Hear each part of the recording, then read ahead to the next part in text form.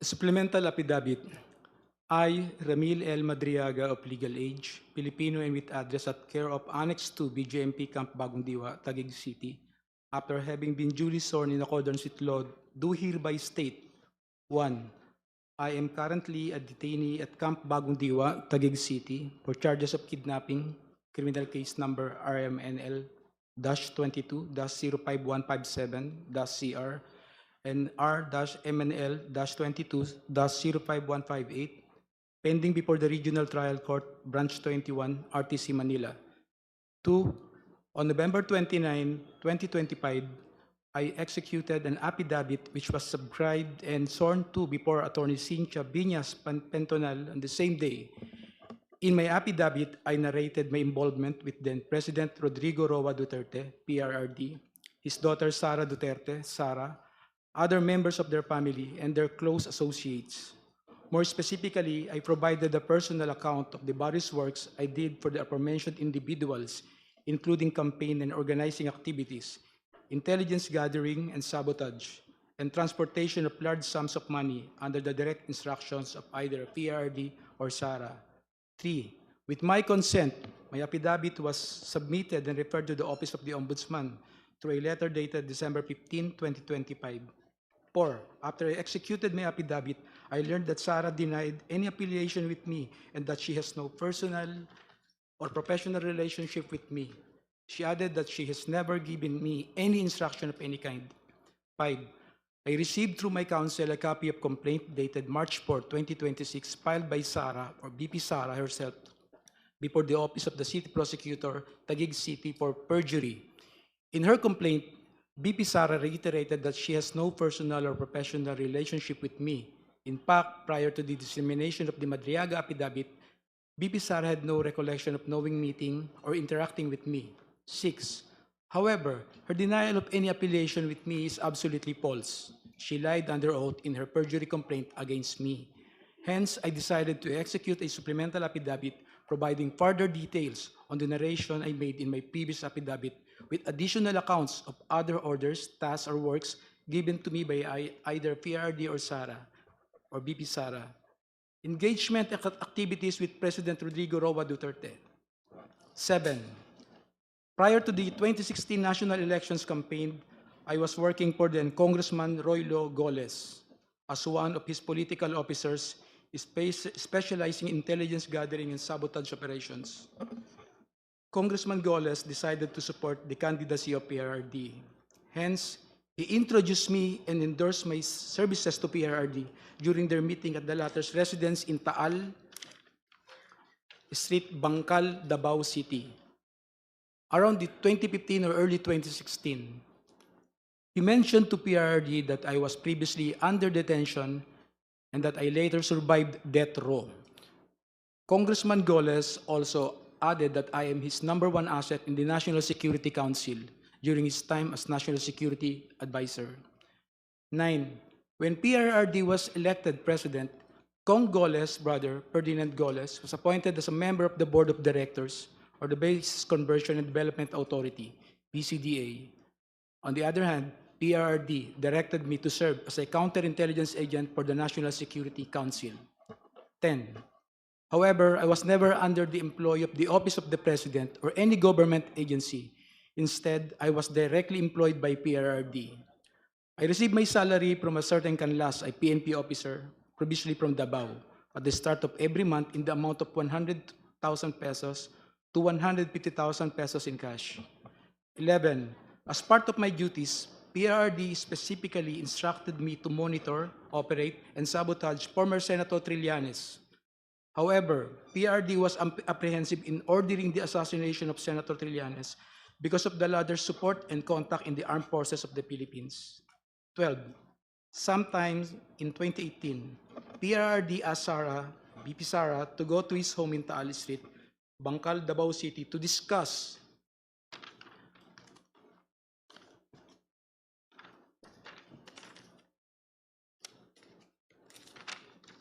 upcoming local elections in Davao City, where BP Sara was going to run for re-election as mayor. During this meeting, PRRD introduced me to Sara and told me, Ram, ikaw na bahala kay Inday. Since then, I've frequently met and discussed with VP Sara, then Mayor Sara, regarding various matters. However, she gave me strict instructions that all conversations should be done as much as possible by call and minimize text messages. 13. Furthermore, PRRD also asked me to profile individuals associated with VP Sara, then again Mayor Sara, because she is his favorite among his children. PRRD wanted VP Sara in politics instead of Paulo Duterte Pulong and Sebastian Duterte Baste, who he characterized as baliw and bading, respectively. Number 14, sometimes in 2021, PRRD gave me 25 million to purchase high-end motorcycles for Sara's use while she is in Metro Manila and other ordinary motorcycles for our group operations. 15. Hence, I bought two 2021 model Harley-Davidson motorcycles from a dealership in Green Hills, EDSA for around 2,500,000 pesos, inclusive of accessories, and around 2 million pesos exclusive accessories, respectively. Both Harley-Davidson motorcycles were placed under the name of my son. I also purchased two 2021 model Ducati motorcycles from a dealership in Katipunan, Quezon City for around 3,500,000 pesos and around 2,300,000 pesos, respectively. In addition, I also bought accessories for these Ducati motorcycles in the total amount of 500,000 pesos. Both the Ducati motorcycles were placed under my name. 17. Lastly, I also purchased 7 Yamaha NMAX motorcycles for the operation of Initiative for Social Justice Innovation and Progress Pilipinas, or ISIP Pilipinas. The remaining money was distributed to my colleagues in ISIP Pilipinas. 18. All purchases of these motorcycles, including the aforementioned accessories, were paid in cash using the money given to me by PRRD. Custom magnetic lifter transaction with Attorney Manscarpio. Sometime in 2017 or 2018, PRRD told me to assist the husband of Sara, Attorney Manasseh Manscarpio, regarding a problem with the Bureau of Customs. However, no specific details were provided by PRRD. Thereafter, Attorney Mans called me. We later decided to meet in front of a coffee shop in Burgos Circle in Bonifacio Global City, Taguig City.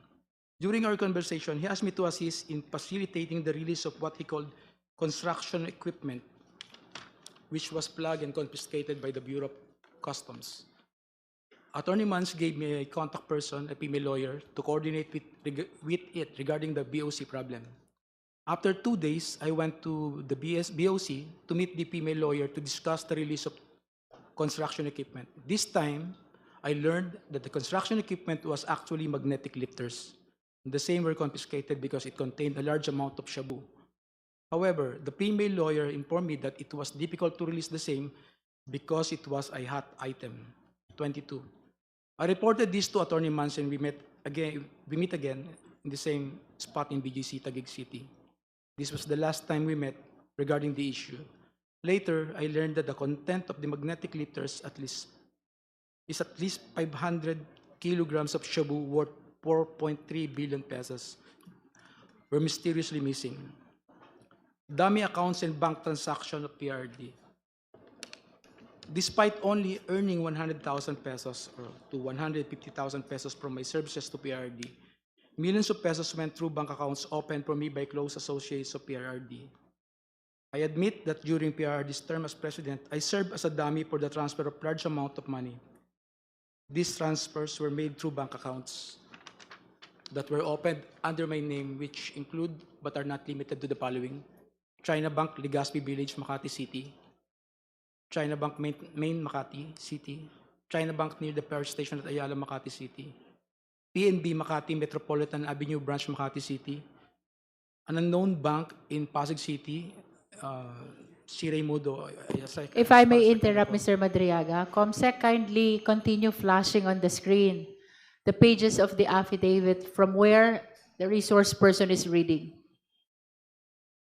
And kindly speak closer to the microphone, Mr. Madriaga, Opo, please. Madam Chair. Thank you. Please continue. 25. However, I have never personally opened these accounts or appeared before the said banks to process any application in relation thereto.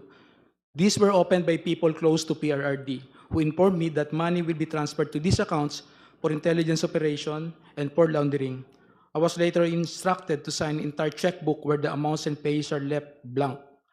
I agreed to do this because at the time I had complete trust in PRD and his close associates. 26. On some occasions, PRD would call me to inform me that someone from the aforementioned bank would contact me to confirm a withdrawal or encashment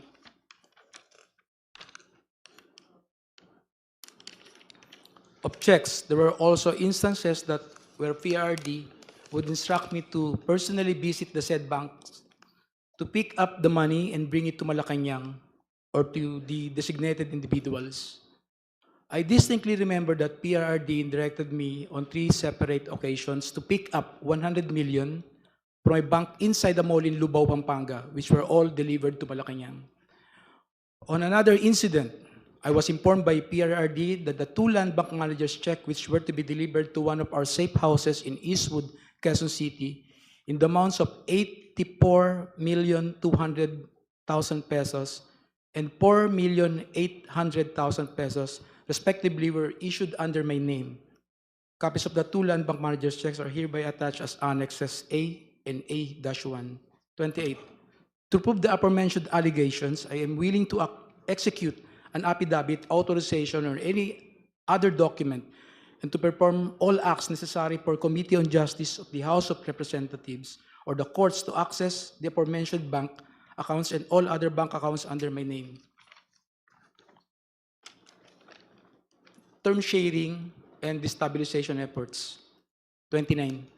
Sometime in November 2021, PRD mentioned to me that Ferdinand Bongbong Marcos Jr. will run for the president while Sara will serve as his running mate. PRD added that a few months ago, BBM and Senator Amy Marcos visited him to discuss a possible alliance to the 2022 national elections. During this meeting, BBM was able to convince PRD to have Sara as BBM's vice president. However, they also agreed that by 2025, BBM will voluntarily step down to give way for a Sara presidency. After Sara took her oath as vice president, PRRD had a discussion with me, with retired generals of the Armed Forces of the Philippines, where I was also present regarding all the possible scenarios for unseating BBM by 2025. In case he reneged on his promise, the general objective was to ensure that PBBM will only serve less than 4 years of his term as president, so that Sara, upon assumption to the presidency, will still be eligible for the presidency in 2028.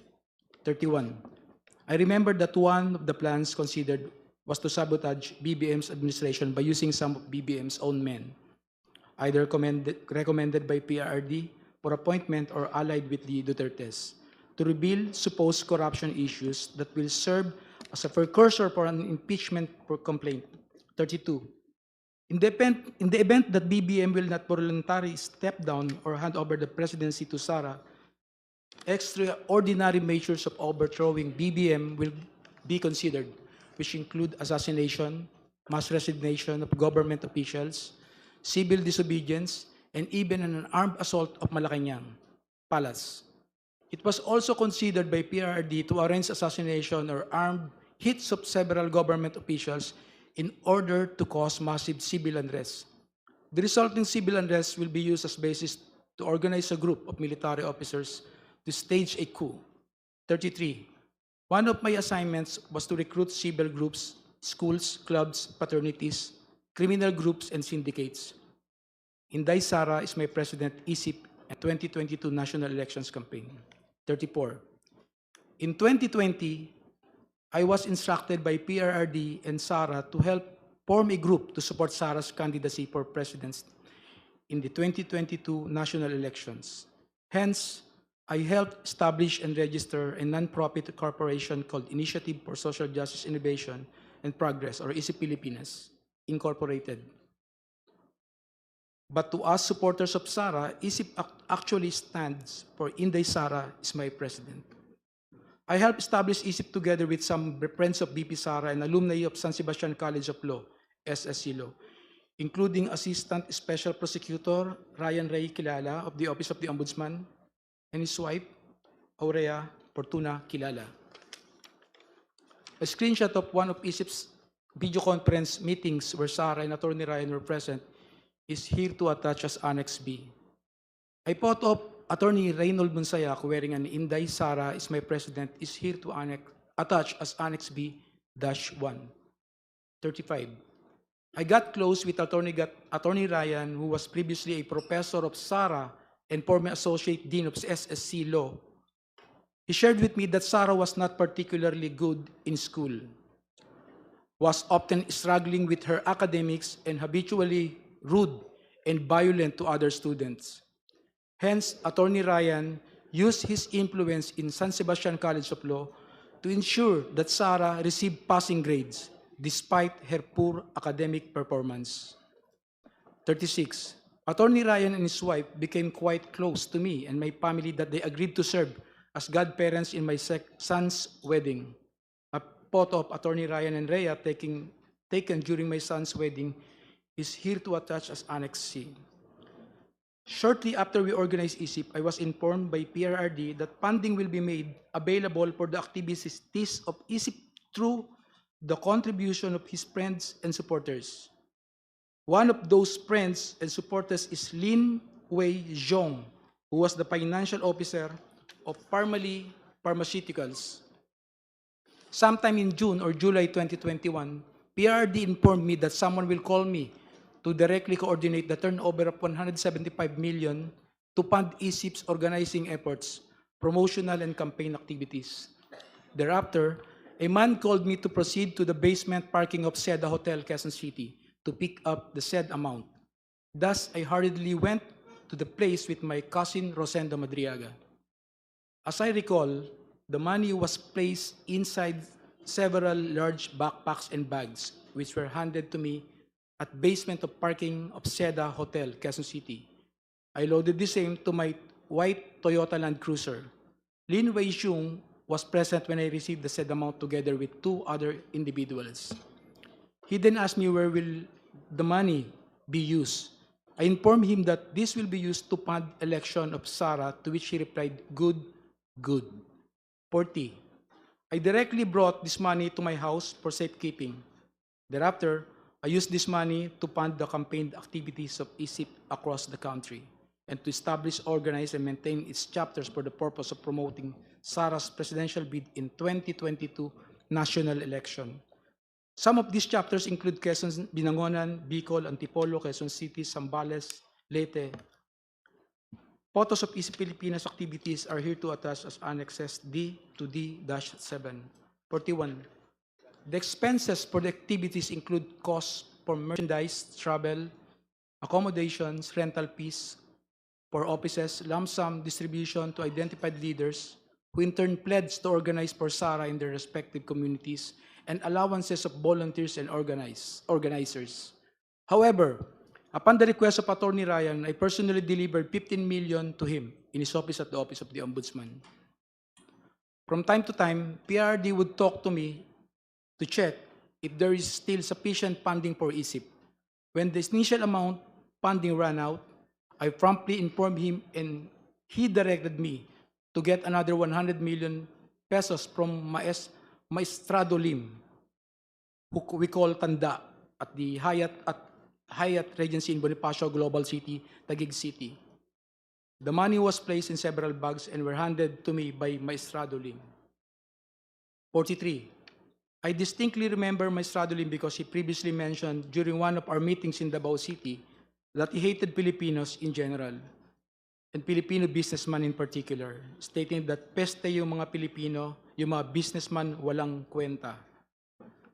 Aside from Lin Wei Zhong and Maestrado Lim, I also remember that Michael Yang, a very close friend of PRRD, who was frequently in Malacanang, also provided financial support to ISIP Pilipinas. 45. On September 29, 2021, and despite our extensive campaign activities, I was informed by Sarah that she will no longer run for president and will instead run for as BBM's vice president in 2022 elections. This decision caused deep frustration among the members of ISIP. Hence, we organized a video conference with Sarah where I personally asked her to reconsider his decision, as we have already poured some substantial effort toward promoting her candidacy for president through ISIP. During our video conference, I also noticed the painting I personally gave her as a gift. A screenshot of our video conference is here to attach as Annex A. 46. On the same day, I posted the screenshot of our video conference of my Facebook account with the caption, just telling her I cannot vote intelligently without her name on the ballot. Neither can go out and vote wisely unless the same Inday Sara Duterte Carpio appears as a candidate in the 2022 presidential race is Pilipinas. A printout of the Facebook post dated September 29, 2021 is here to attach as Annex F.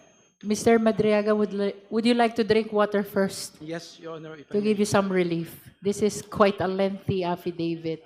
Please provide him some water. Thank you po, Madam Chair.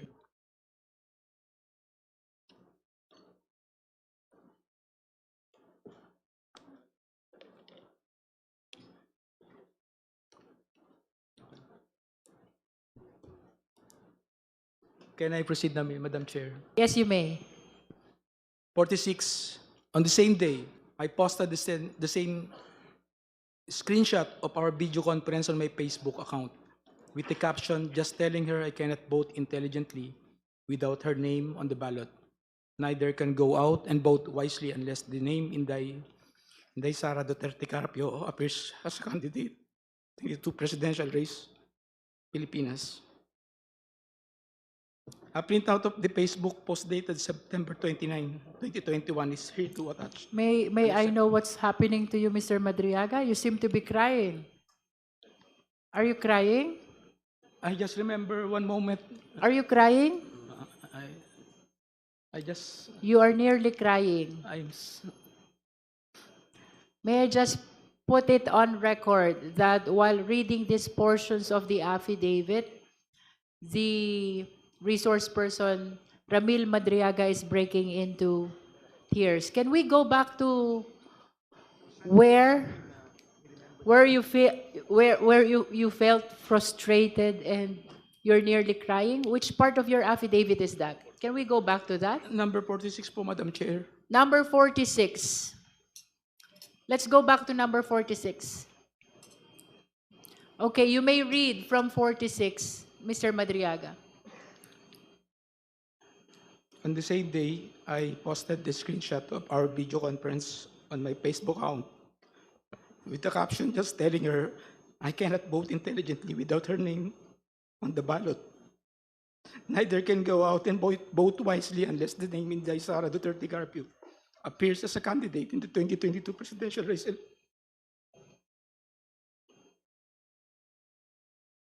47.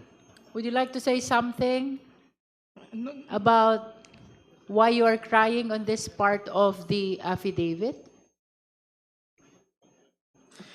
Hindi naman, malungkot lang po. Malungkot. Okay, please proceed.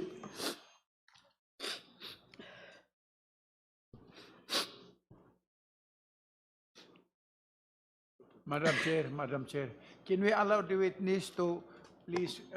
Honorable get his- Dumogan. Thank you, Madam Chair. Can we allow the witness to please get his Yes. composure before he will continue? Yes, we are temporarily suspending to give time to Mr. Madriaga to console himself. 47. Nevertheless, Sara proceeded to run as BBM's vice president under the unity ticket. I continued assisting her campaign for vice president during campaign sorties. I served as advance party to municipalities, cities, provinces where Sara was scheduled to visit and campaign. In several of these campaign sorties, I personally joined Sara together with other members and volunteers of ISIP, which to us now refer to Inday Sara para sa ikalawang Pangulo. Photos of Sara and me in several campaign sorties are here to attach as Annex G to G-3. 48. During one of the activities of ISIP in Bataan, I got to know a group of farmers who were asking for assistance because of land grabbing incidents in their area. I tried assisting them and I discovered that the entity behind the land grabbing in First Bataan Maribeles Holdings Corporation. More than a year later, I informed Sarah about this concern and she told me to bring the group to one of her residences in Metro Manila located at Serendra Bonifacio Global City, Taguig City. I asked the group of farmers to wait outside of Serendra as I went to talk to Sarah. When I mentioned to Sarah the First Bataan Maribeles Holdings Corporation is the one involved in the land grabbing incidents, she told me that she cannot do anything and that she will no longer meet with the group of farmers. Through ISIP, I also came to know Attorney Reynold Monsayak, who likewise provided valuable support to ISIP. In recognition of his efforts, ISIP awarded him a certificate of recognition and appreciation at Nomu Bashu, Thomas Morato, Quezon City. Attorney Monsayak was later appointed as the spokesperson of the Office of the Vice President. A copy of the certificate of recognition and appreciation dated June 29, 2022 is hereto attached as Annex H. Number 51. The certification of recognition and appreciation was handed by Attorney Ryan to Attorney Monsayak at Nomu Bashu, Thomas Morato, Quezon City, where I was also present.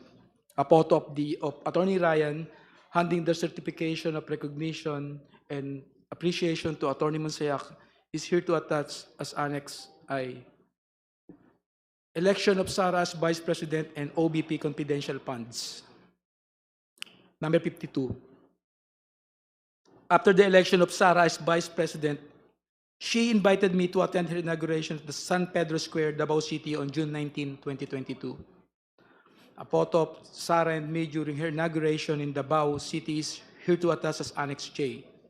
A photo of an email thanking me for my attendance during her inauguration in Davao City is here to attach as Annex J-1. Number 53. I was then tasked to provide security intelligence work through the formation of Vice Presidential Security and Protection Group. During this time, I introduced and recommended Colonel Dennis Nolasco, one of my best students in the Presidential Security Group,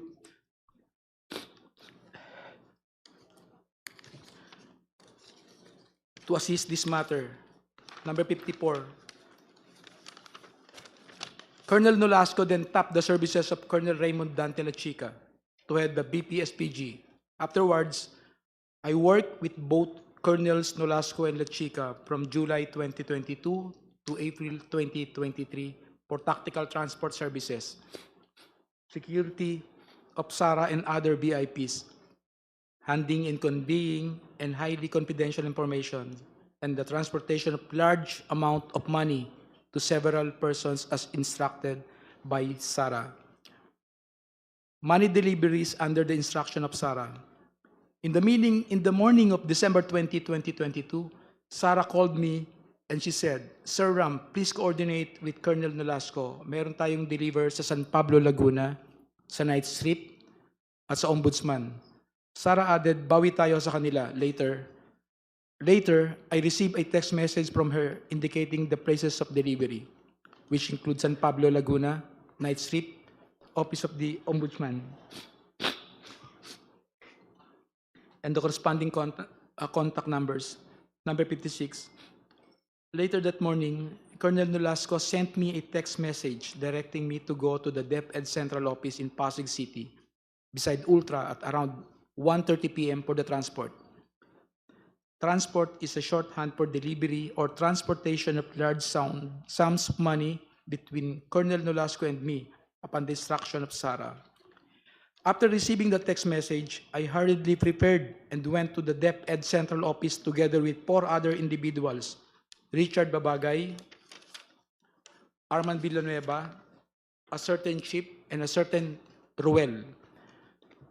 Number 58. Richard and I were aboard my blue Toyota FJ Cruiser, while Arman, Ruel, Noel, and Chip came in Toyota Grandia with the sticker Inday Sara Champura Duterte attached to both sides of the van.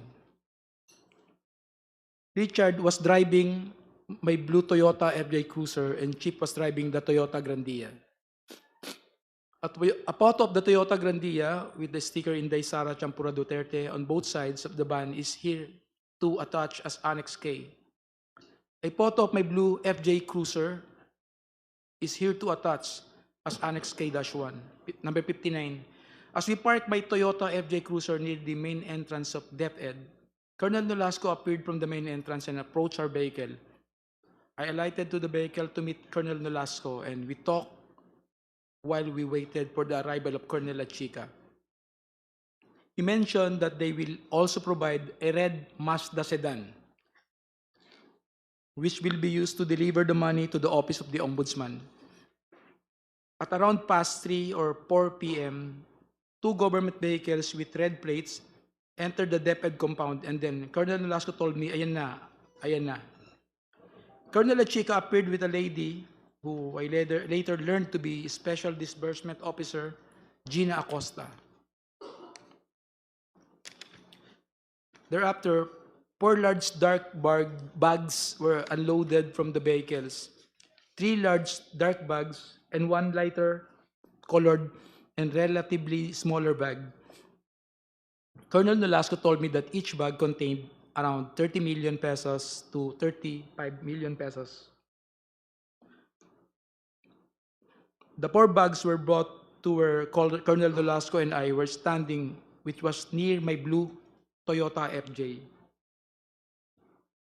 Afterwards, I signaled Arman and Richard to load the same to our vehicles. The two large dark bags were placed in the Toyota Grandia, and 1 large dark bag and 1 lighter colored bag were placed in my blue FJ Cruiser. The bags loaded to the Toyota Grandia were to be delivered separately to San Pablo, Laguna, and Nomu, Bashu, Tomas Morato, Quezon City on the same day. The remaining bags, initially loaded to my blue FJ Cruiser, were immediately transferred to the red Mazda sedan prior to our departure from the DepEd compound, and were to be delivered to the Ombudsman parking lot the following day. Then, the red Mazda sedan proceeded directly to my residence in Cainta, Rizal, and was driven by Renoel. Before leaving DepEd Central Office, Colonel Nolasco told me to get my share from the said bags, and he and Colonel La Chica have already taken theirs. Hence, I took 1 million pesos for myself from the lighter colored bag loaded to the red Mazda sedan. That's when I verified that the contents of the bags were bundles of cash in 1,000 denominations and packed in stacks of 1 million pesos, each tightly sealed in transparent plastic.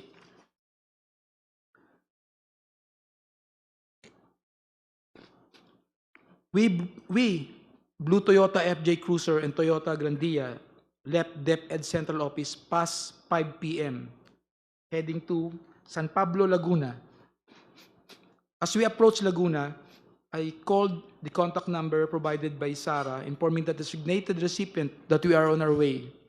However, I was directed to proceed to Cabuyao, Laguna instead. We arrived in Cabuyao, Laguna past 8 p.m. and were then instructed to proceed to an area inside the industrial park to meet individuals who were designated to receive the first bag for a politician in Laguna. As we approached the designated place, I can clearly see from our vantage point an SNR membership shopping establishment. Upon arrival, I immediately saw 3 persons standing in wait beside the dark sports utility vehicle. One of them proceeded to the Toyota Grandia and took one of the bags. We immediately left after the delivery of the first bag. 65. Thereafter, we proceeded to Nomu, Bashu, Tomas Morato, Quezon City, a comedy bar we call the Night Strip, frequented by SSC Law alumni including Attorney Ryan and Attorney Monsayak. 66. I am quite familiar with Nomu Bashu because I had previously visited it several times in relation to my work with Sara and ISIP Pilipinas. In fact, this is the same place where ISIP gave Attorney Monsayak a certification of recognition and appreciation.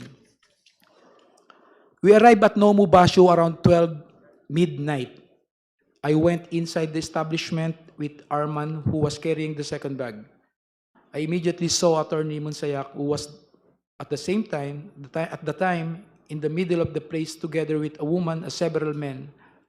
When he saw me, he stood up and signaled for us to go upstairs. We then proceeded to the stairs leading to the second floor. Arman walked ahead of me while I followed him. Before I got to the second floor, I saw a man who came out of the room and received the bag from Arman. After that, we proceeded to exit the premises, and as I was passing near table of Attorney Monsayak, I looked at him and he nodded.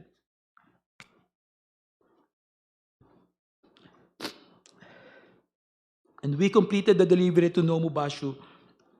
We stopped to eat around the area while eating. I told Arman and Richard to meet me at my house in Cainta, Rizal, later that day at 8 a.m. Number 70. At around 8 a.m. the same day, the team met in my residence at Cainta, Rizal before we traveled to the last location, OMB parking area. This time, however, we only used my blue Toyota FJ Cruiser and the red Mazda sedan, where the remaining two bags were previously placed. We left my residence at around 8:30 a.m. Richard was driving my blue Toyota FJ Cruiser, while Arman and another person, Noel, and he brought along were aboard the red Mazda sedan.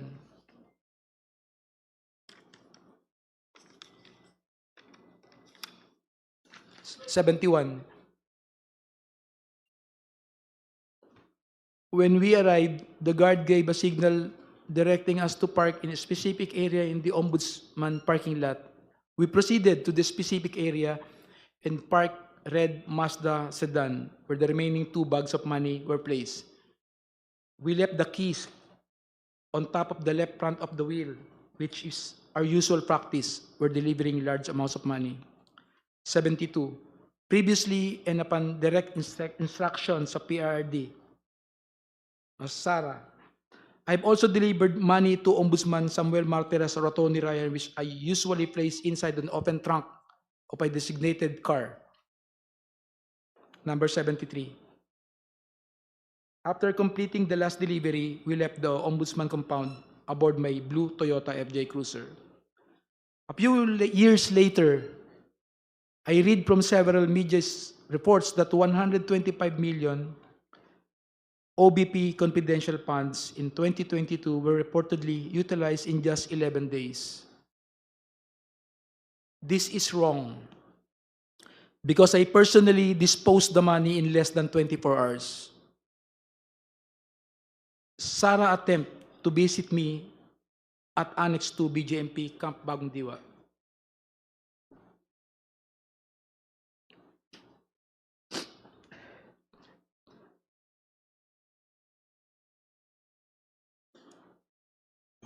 You can Numbers- drink some water, Mr. Yes. Madriaga. Yes, if I- Drink some water.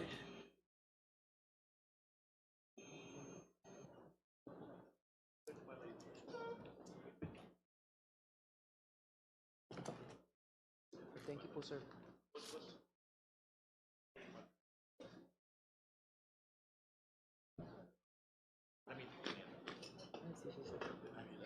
Tissue.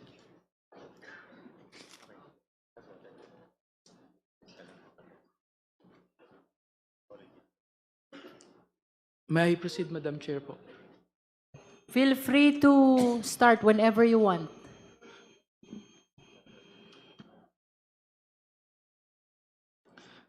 Number 74. A few years later, I read from several media reports that the 125 million pesos OBP confidential funds in 2022 were reportedly utilized in just 11 days. This is wrong because I personally disposed the money in less than 24 hours. Sarah's attempt to visit me at Annex 2 BGMP Camp Bagong Diwa. Number 75. Sometime in October 2025, after I got arrested for alleged kidnapping, I was called by Jail Warden Jose Marie Sabiniano in his office. As I made my way to the office of Jail Warden Sabiniano, I was surprised to see Sarah through the metal railings of the passageway. She smiled and waved at me. Number 76. When I entered the office of the jail warden, Sabiniano, he asked me if I know Attorney Joyce. I replied, Joyce dapat, and jail warden Sabiniano handed me a phone. When I said hello, I recognized the voice of Sarah, and she asked me about my well-being and conditions inside the detention facility. She was also apologetic for failing to do something or assist in my ongoing criminal case. 77. Frankly, I felt bad and disappointed given that Attorney Harry Roque filed the case against me in retaliation after I tried to expose his land-grabbing activities in Maribeles, Bataan, together with his Philippine offshore gaming operator partners. As I previously mentioned, I was merely trying to assist the farmers of the said area who were supposed to be awarded of their certificate of land ownership awarded by the Department of Agrarian Reform, but fell victim to Attorney Harry Roque's activities. Attorney Roque and his POGO partners wanted to convert the said place into a POGO hub after he facilitated the transfer of at least 60 land titles to First Bataan Maribeles holding corporations. In fact, Danny Corral, President and Chief Executive Officers of First Bataan Maribeles Holding Corporations, is also an incorporator of Lucky South 1999 Outsourcing Incorporated and Lucky South 1999 Corporation, which were involved in POGO operations in Pampanga. Number 80, more importantly, I felt betrayed that despite all my efforts to support Sarah, to the extent of even committing high-risk acts for her and her family, she did not lift a finger to stop Harry Roque, who is her known ally and supporter, from filing the unfounded kidnapping case against me. In witness hereof, I have here and to set my hand this April 2026, April 11, 2026 in Taguig City, appliance signed Ramil Madriaga. That will be all your